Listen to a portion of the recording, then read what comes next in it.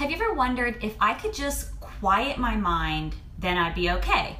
If I could just turn it all off, everything that is affecting me, everything that is making me feel like I cannot survive this struggle in my mind, if I could turn it off, then I'd be all right. For those that don't know me, my name is Shannon Wooten. I'm a lifestyle infertility specialist, and I help women who feel disconnected from their bodies heal by owning infertility sucks, but you do not. So one of the things that I struggled with a lot in my struggle with infertility was my mind. I couldn't stop myself from thinking negative shit about myself all the time. And also considering all of the things that other people were telling me to do. It was just like information overload, information paralysis of all these things I needed to do in order to get my happy back, get my groove on, make myself feel like myself again. And in order to stop the pressure to have that mentality of getting over it, instead of learning to heal and learn from what I was going through and grow from it, I had to really get in my head and understand where everything was coming from and why it was affecting me, to understand my emotions, to heal them so I could help to heal myself. So the first thing I want to tell you is no one is happy all the time. Stop making yourself feel bad for this. This is some sort of illusion where you think that if I could just get happy, then I can make all these negative thoughts go away. It doesn't work like that. You need to heal what is going on in you in order for this to change too. So you need to take small steps forward by noticing what's good in your life right now. I know you're in the middle of a struggle. I know this is easier said than done, but you need to be active. You need to actively move forward and say, what's good in my life right now, aside from this thing, so you can identify what is making you feel bad so you can stop avoiding it. I say this all the time. If we're in a situation where we feel really, really awful, we can identify that awful all the time because it lives with us all the time. And if we can identify the things that make us feel awesome and really, really good, then we can also help ourselves to stop avoiding it, because this hairy, scary monster makes us feel like there's nothing else good in our life. But if we can identify the goodness, then that can comfort us. That can help us heal as we're sifting through the things that make us feel bad. So allowing ourselves to feel what is making us feel bad, what is making us feel stuck in this struggle, and understand where it's coming from will help us to heal our mind. Number two is, while I was in my struggle, everybody kept saying to me, read personal development. Personal development will make you feel better. Personal development will help clear the negative thoughts from your mind. Yeah, well, not so much. You know, I like personal development. I read a shit ton of it all the time, but nothing could make me forget that I was struggling with infertility. And personal development is great. I'm a huge proponent of helping it to identify the negative thoughts in your head and to help restructure that thinking. But personal development is not a cure for a broken heart or a negative mind. You are. You are the cure for those things. You must get into the nitty gritty of, like I said, here's all the things that are great in my life and here's all the things that are negative. These are the things that I need to deal with. I need to stop pushing them off like somehow they'll just heal themselves if you open a book and read some pages. It doesn't work that way. Personal development, it's a tool. And it's a great tool. Like I said, I read it all the time. I love it. It is a tool that will help you pinpoint the thoughts that need readjusted, the thinking that needs to be delved into, dug into, and dealt with. Identifying what we're grateful for and why we're grateful for it can shine a spotlight on what is driving us to avoid our pain points. And simply reading a book and telling yourself that you're okay does not make it so. There is nothing more I hate than when someone says, I just want to be okay.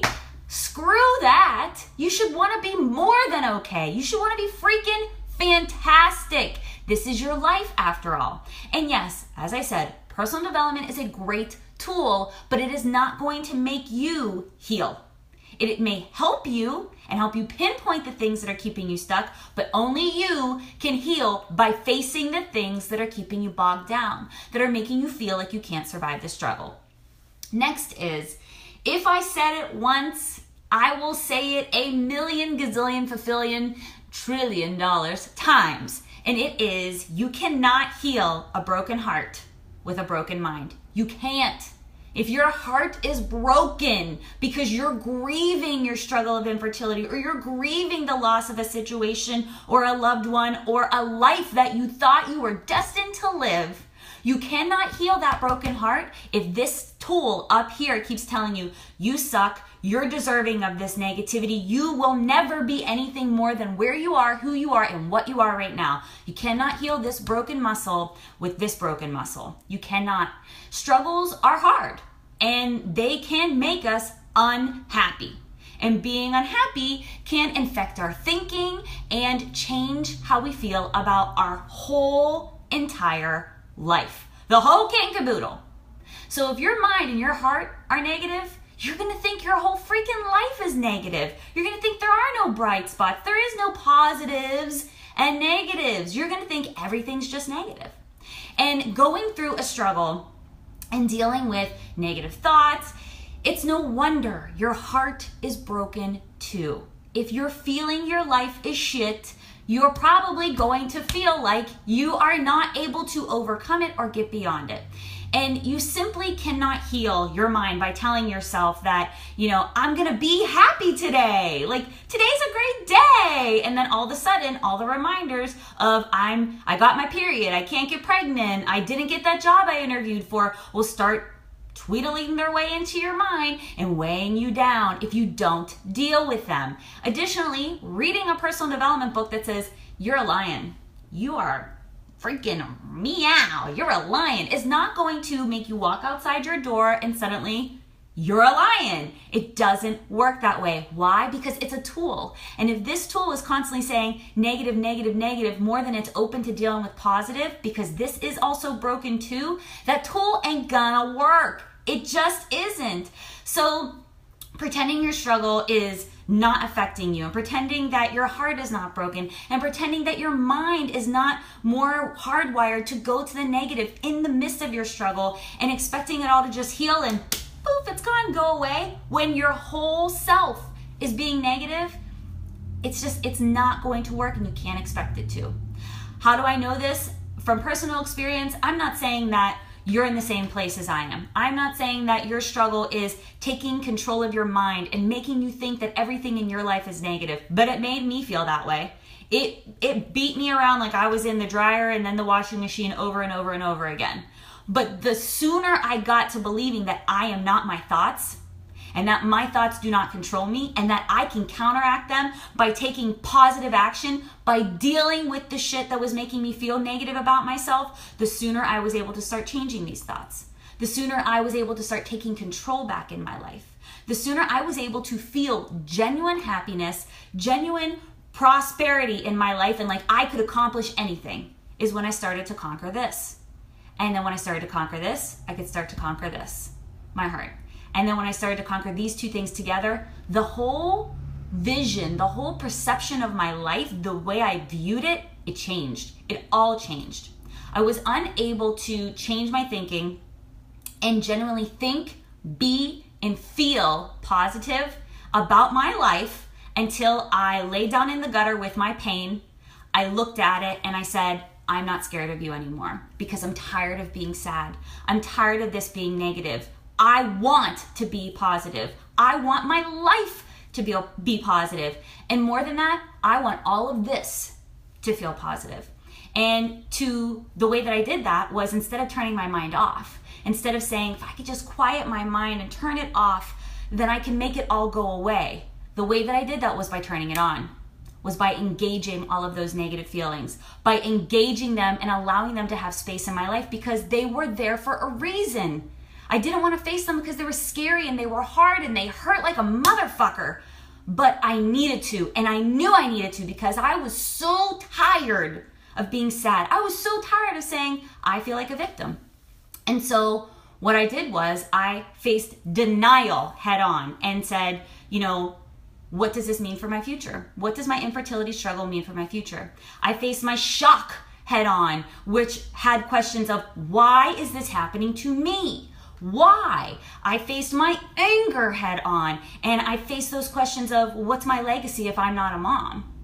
I faced my depression head on and allowed myself to address the questions of, I need to grieve my fairy tale. I need to feel however I need to feel about my happily ever after is not going to turn out the way I thought it was. My path is now changing. I needed to grieve that and deal with my anger about that and my depression about that. And finally, I had to find a way to come to acceptance and fight through my guilt of, if I move on, does that mean I'm giving up?